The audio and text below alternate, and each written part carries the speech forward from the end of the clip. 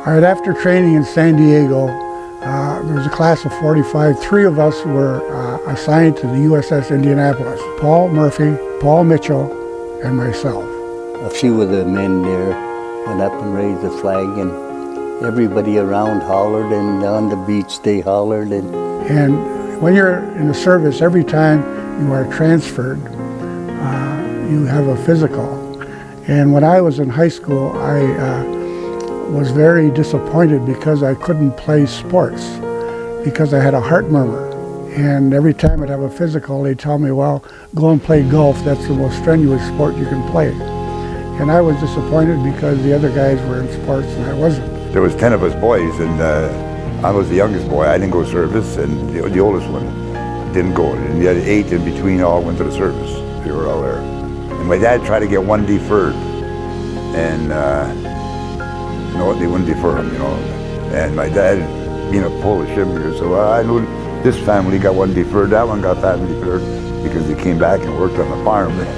But my dad didn't have no farm, so they all had to go. My dad said, can't I have one home to help me with the family? He said, nope, they all got to go. So they all went. You know, it was hard. It was hard. He was missing in action for 3 months. We didn't know where he was. From Christmas, we got notice that he was missing in action. And on Good Friday, I was walking up to my mother's. I lived on the other side of town, and I was walking up home, and the mailman waved, and he yelled at me, come on over here. And he had a card that my brother had. It was issued by the Germans, and it was printed. Just he had to put his name on it that he was a prisoner, and that's all that was said. The way it works out, when I went to service, they also detected that murmur, but they said it was all right. It wouldn't bother me. But every time you're transferred, you get a physical. So when I was assigned to USS Indianapolis, I got my physical.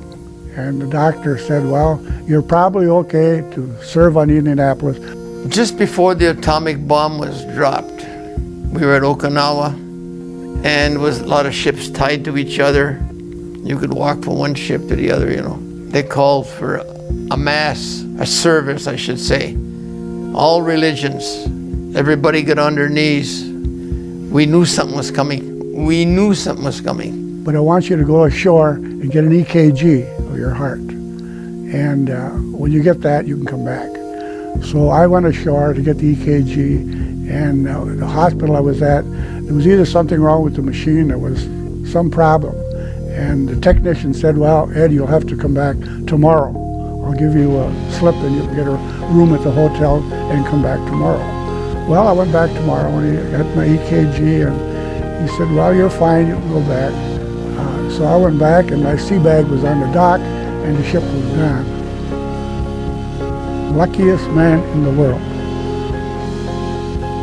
So I went back and was reassigned to shore patrol duty in San Francisco. I went from San Diego to San Francisco. I was on shore patrol duty for about 3 days, and then I got assigned to the USS Lang. Then in a couple of days was the atomic bomb. You must remember, everybody was scared.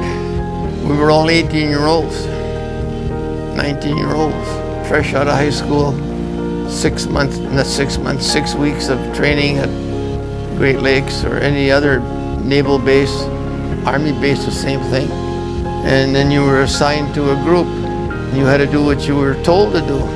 Religion was never a part of our ship. Never a part. It was diversified. We had so many, you know. We had a lot of guys that cried because they knew after that service we had where something big was coming. And I had a lump in my throat, there's no doubt. But it never materialized. Believe me, when we got the word and all the flags went up on the yard arms, you know, that was a big day in my life. You know, there were 16 million veterans in World War II. There are about 3 million left, and they're dying at a rate of 1,500 a day. So we're going downhill fast as far as World War II veterans.